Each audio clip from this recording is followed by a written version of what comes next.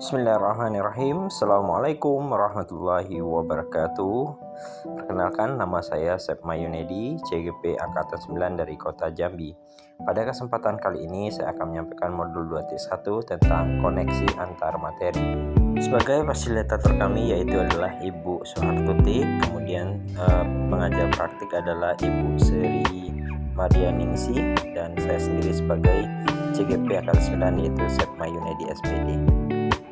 Pada koneksi antar materi saya sajikan dalam bentuk model refleksi 4P, diantaranya peristiwa, perasaan, pembelajaran, dan penerapan. Model refleksi yang pertama yaitu peristiwa.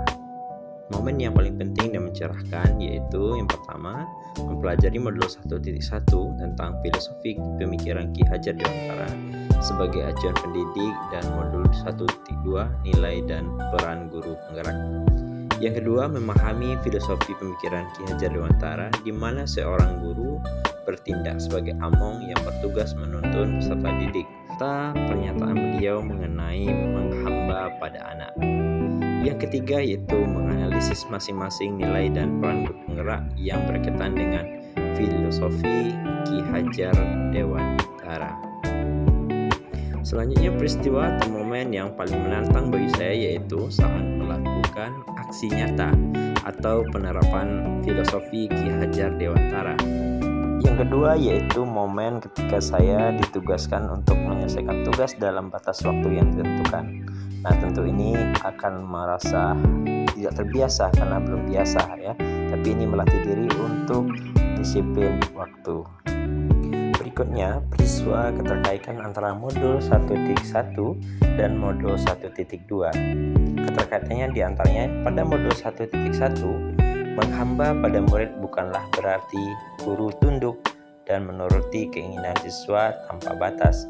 Guru tetap harus menjalankan tugasnya sebagai pendidik dengan memberikan bimbingan dan arahan yang tepat, serta mengajarkan nilai-nilai moral dan etika yang baik, di mana pendidikan harus berorientasi pada siswa untuk tumbuh kembang sesuai minat dan bakat.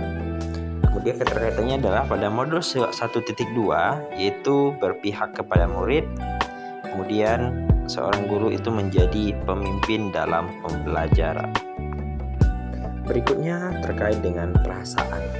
Nah, perasaan saya ketika saya mendapatkan pendidikan guru penggerak, saya merasa sangat senang dan bersyukur atas kesempatan belajar ini.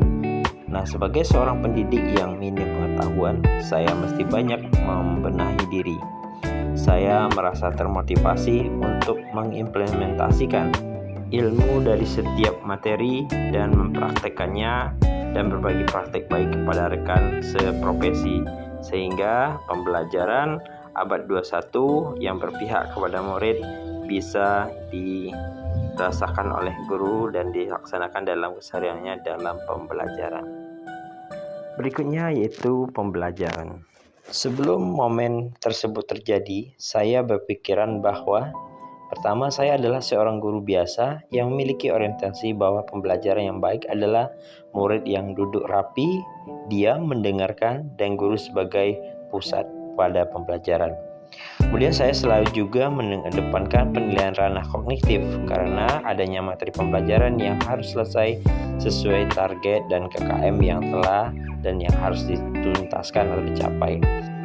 Terkadang saya tidak merefleksi apa yang sudah saya kerjakan. Saya tidak pernah berkolaborasi dengan rekan sejawat.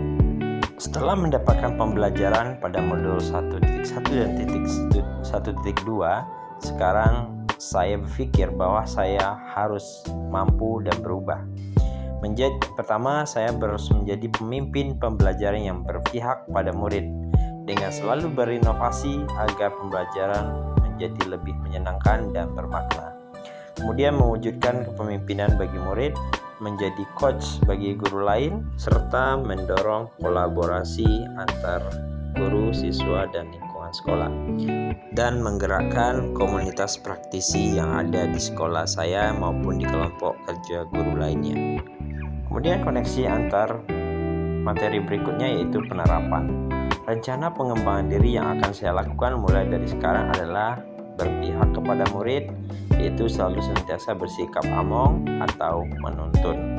Yang kedua, lebih inovatif, kemudian menciptakan hal baru dan berani untuk berkarya. Kemudian rencana pengembangan diri yang akan saya lakukan, mulai yang pertama reflektif, yaitu berpikir terbuka dan bertanya pada diri. Yang berikutnya adalah mandiri, yaitu berinisiatif untuk bergerak dan memiliki motivasi diri yang tinggi. Berikutnya rencana pengembangan diri yang akan saya lakukan mulai dari sekarang adalah yaitu kolaboratif, yaitu bekerja sama dalam komunitas praktisi, mengikuti pelatihan-pelatihan untuk meningkatkan kompetensi diri saya sebagai seorang pendidik.